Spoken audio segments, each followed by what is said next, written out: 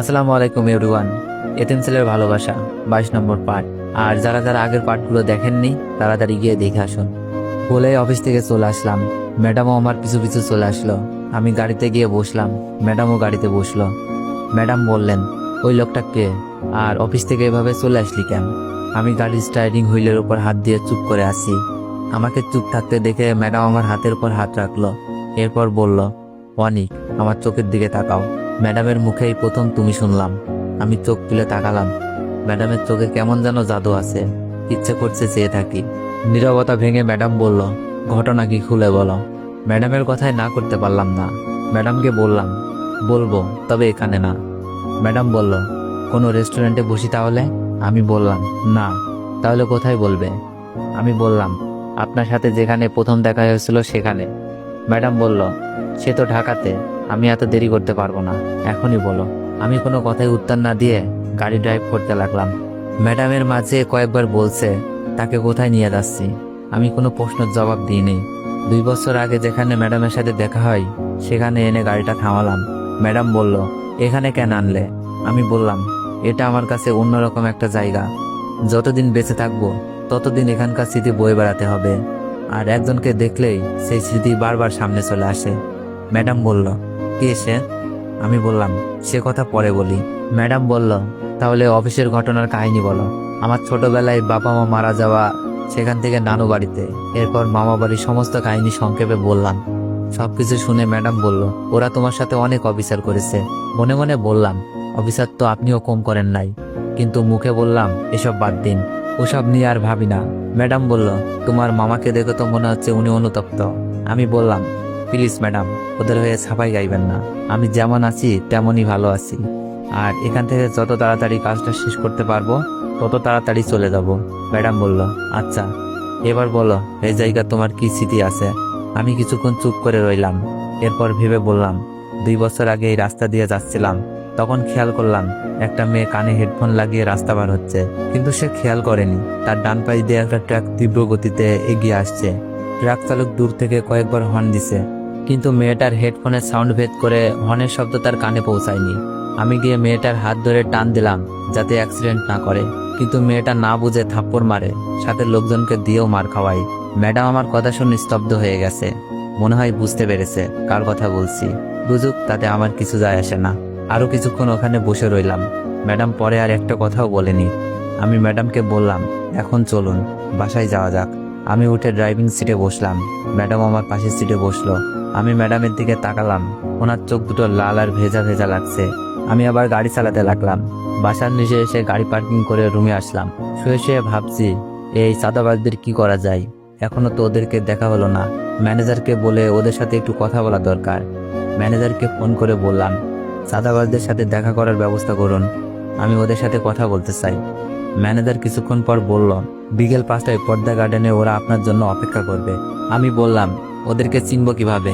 Manager বলল, লাভার পয়েন্টের 4 number বেঞ্চে ওরা বসে থাকবে, সবার মাথায় স্পট ক্যাপ থাকবে। আমি বললাম, ধন্যবাদ ম্যানেজার সাহেব, আমি কিছুক্ষণ পর বের হব। আচ্ছা বলে ম্যানেজার কল কেটে দিল। আমি হাত ঘড়িতে তাকিয়ে দেখি এখন 3টা বাজে। গাড়ি নিয়ে পৌঁছাতে 10 মিনিট লাগবে। আমি ওখানে আধা ঘন্টা আগে পৌঁছাতে চাই। আগে থেকে দেখতে চাই ওরা কারা। ম্যাডাম দেখি বিছানায় ঘুমিয়ে আছে। ভাবলাম ডাক দিব কিনা। আরেকবার ভাবলাম, থাক, ঘুমাচ্ছে ঘুমাক। কিছুক্ষণ ফ্রি ফায়ার গেম খেলে রেডি হয়ে গেলাম। 4টা বেজে গেছে। ম্যাডাম এখনো ঘুমাচ্ছে। এই মেয়ে এত ঘুমায় কি করে বুঝি না। আমি উঠে যেতে লাগলাম। এমন সময় ম্যাডাম বলল, আমাকে ফেলে কোথায় যাচ্ছ? আমি পেছন করে ঘুরে দেখলাম ম্যাডাম বিছানায় উঠে বসেছে। 20 সেকেন্ড আগে দেখলাম গভীর ঘুমে। আর এত তাড়াতাড়ি ঘুম থেকে উঠলো কিভাবে? তার মানে ম্যাডাম এতক্ষণ কি ঘুমের ভান করেছিল? ম্যাডাম বলল, কি হলো, কিছু বলছো না কেন? আমি বললাম, একটু বাইরে যাব। ম্যাডাম বলল, একটু বাইরে যাবে না, নিশ্চয়ই কোথায় ঘুরতে যাবে। আমিও তোমার সাথে যাব। পড়লাম মহাবিপদে। এখন তো সাথে করে নিয়ে যাওয়া মানে বিপদ আরো বাড়ানো। তাই ম্যাডামকে সবকিছু বুঝিয়ে বললাম। সব শুনে ম্যাডাম বলল, আমি আগেই নেমে পড়বো, তোমার কাজে কোনো অসুবিধা হবে না। 10 মিনিট ওয়েট করো, আমি রেডি হয়ে আসি।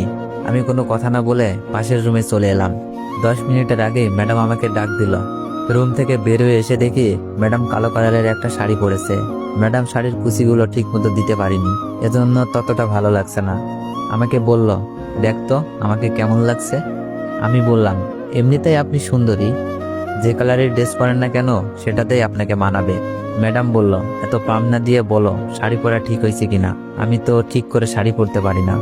আমি বললাম, ম্যাডাম শাড়ি পরা সবকিছু ঠিক আছে, কিন্তু শাড়ির কুচিটা দেওয়া ঠিক হয়নি। ম্যাডাম আবদারের সুরে বলল, তাহলে একটু তুমি ঠিক করে দাও।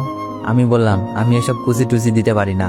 ম্যাডাম বলল, চেষ্টা করতে তো মানা নেই, এসো তাড়াতাড়ি। আমি বললাম, আমি পারবো না। ম্যাডাম বলল, অনেক আমাকে রাগাবে না বলে দিলাম। এখন যদি ওনার কথা না শুনি তাহলে আবার ঝামেলা শুরু করে দিবে। কি দরকার ঝামেলা করার। আমি উঠে গিয়ে ম্যাডামের সামনে গিয়ে দাঁড়ালাম। ম্যাডাম অমনি দাঁড়িয়ে আছে। আমি ম্যাডামের সামনে বসে বললাম, এরপর শাড়ির কুচিটা ঠিক করে দিয়ে বললাম, এবার নিজে গুজে নিন।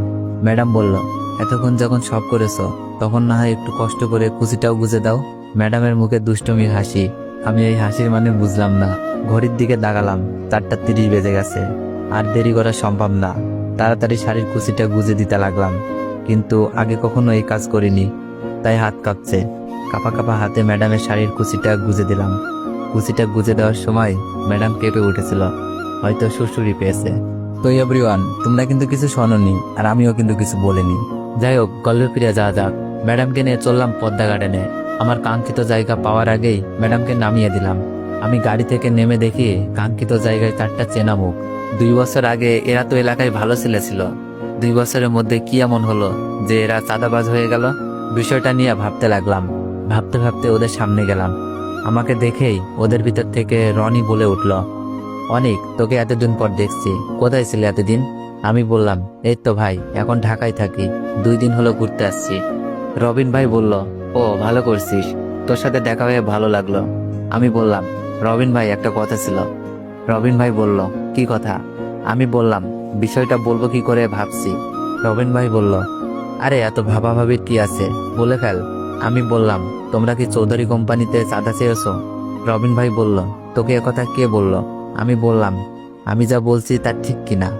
রবিন ভাই বলল, তোর কাছে আমি মিথ্যা কথা বলি না, আর আজকেও মিথ্যা বলবো না। তাহলে শোন আসল ঘটনা। রবিন ভাই বলতে শুরু করলো, রাফিকে তো চিনিস, আমাদের সাথে থাকতো? আমি বললাম, চিনি। রবিন ভাই বলল, আসলে কিছুদিন আগে ওর কিডনিতে সমস্যা দেখা দিয়েছে। ডাক্তার বলেছে অপারেশন করতে 2 লাখ টাকা লাগবে।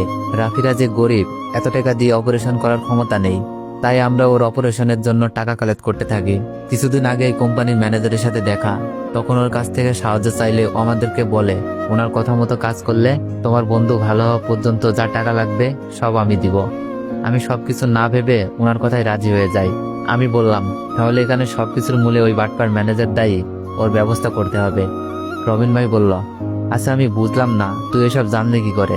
আমি বললাম, তোমরা আমার সাথে চাঁদার টাকা নিয়ে কথা বলতে এসেছ। রবিন ভাই বলল, এটা কি করে সম্ভব? আমি বললাম, আসলে এই কোম্পানির মালিক আমাকে অনেক বিশ্বাস করে, তাই উনি আমাকে এদিকটা সামলাতে বলেছেন। রবিন ভাই বলল, এখন আমরা কি করব? আমি বললাম, তোমাদের কিছু করতে হবে না, শুধু একটা কাজ করো। রবিন ভাই বলল, কি কাজ? আমি বললাম, তোমরা কল রেকর্ড অন করে ম্যানেজারকে ফোন দিয়ে বলবে ডিল সাকসেসফুল, 1 কোটি টাকা দিতে রাজি হয়েছে। রবিন ভাই কথা মতো কাজ করে দিল। আমি রবিন ভাইয়ের নাম্বারের সাথে কল রেকর্ডটা নিয়ে হাঁটতে লাগলাম। সূর্য পশ্চিম আকাশে রক্তিম বর্ণ ধারণ করেছে, দেখতে অনেক সুন্দর লাগছে। এক ধানে তাকিয়ে আছি, হঠাৎ পকেটে ফোনটা বেজে উঠল। ফোন হাতে নিয়ে দেখি ম্যাডাম কল করেছে। হ্যালো ম্যাডাম, কোথায় আপনি? ম্যাডাম বলল, আমি বটতলায় আছি, এদিকে আসো। আমি বললাম, আচ্ছা 5 মিনিটের ভেতর আসছি। আমি বটতলায় গিয়ে দেখি ম্যাডাম একটা মেয়ের সাথে কথা বলছে। আমি ওদের পেছনে থাকায় মেয়েটার মুখ দেখতে পেলাম না। মেয়েটাকে দেখার জন্য ম্যাডাম বলে ডাক দিলাম। ম্যাডাম সহ মেয়েটা আমার দিকে ঘুরে তাকালো। মেয়েটাকে দেখে আমি এক প্রকার ধাক্কা খেলাম, কারণ মেয়েটা আমার মামাতো বোন রিয়া। রিয়া আমাকে দেখেই বলল, ভাইয়া তুই? তো এভরিওয়ান, নেক্সট পার্ট চাইলে একটু বেশি বেশি কমেন্ট করুন আর একটু বেশি বেশি কপি লিঙ্ক করে দিন। ধন্যবাদ।